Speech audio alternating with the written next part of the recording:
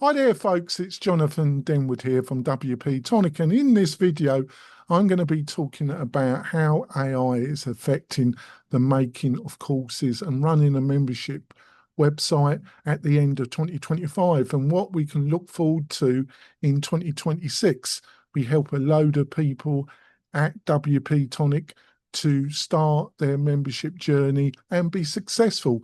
I'll be back in a few moments, folks. Coming back, folks. So, what are the AI trends at the end of 2025 and at the beginning of 2026 that we're seeing, I'm seeing, and what we're seeing at WP Tonic? Now, there's a lot of confusing information out there. I think things are quite fluid at the present moment. You do see how AI is enabling people to make course content and make the process a lot easier. I think that's pretty obvious how AI can help you write out a structure to your course, structured document, and actually help you write the documentation, how to build out quizzes, even enable you to make video content. One area that I think is really interesting is how AI will make the process of producing SCORM content.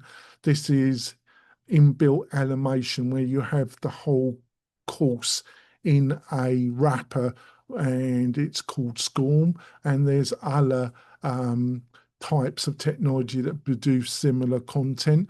How AI is going to make the whole process of producing SCORM content really easier.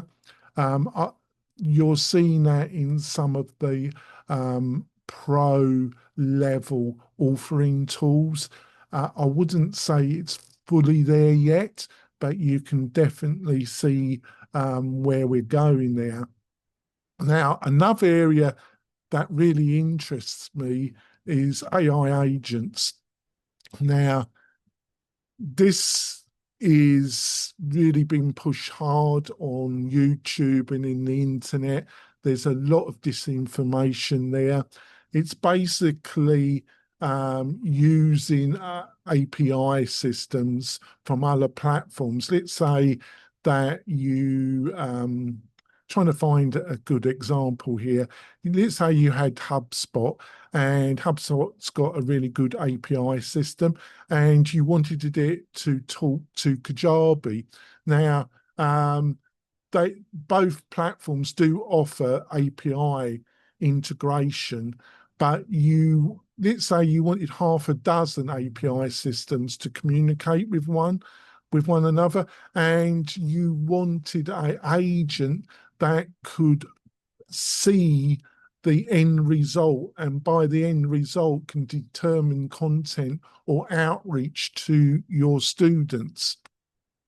This is a very broad example I'm putting here, but there's also the ability to produce educational content in a AI agent and be able to sell that agent to your students and to sell it to other websites or other platforms out there. But I want to emphasize this is very, very early days about how this will work. But I do see education content really moving in this direction in the next year, 18 months. So you really want to learn about AI agents if you can. Now, another area is basically personalization of the e-learning experience. This is another part of AI agents where you won't have one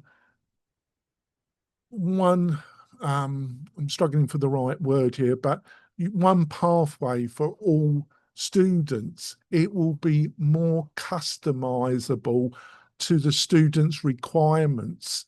That's exciting. I find that very exciting. But that is also very early days about how AI is going to be able to customize educational experience for individual students.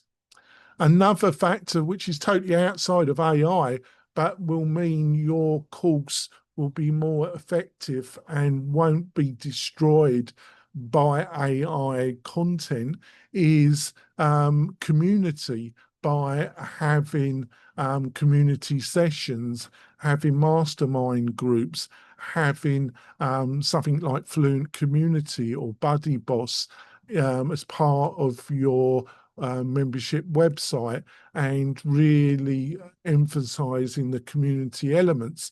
And at the right stage in your membership journey, these are great ideas anyway, because they do reduce churn and they do make your membership website more sticky.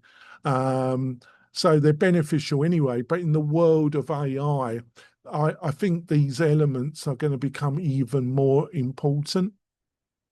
Another area is what is called AI slop. You see this on Instagram, on TikTok, on YouTube. I think YouTube has been affected quite a lot by what I call AI slop.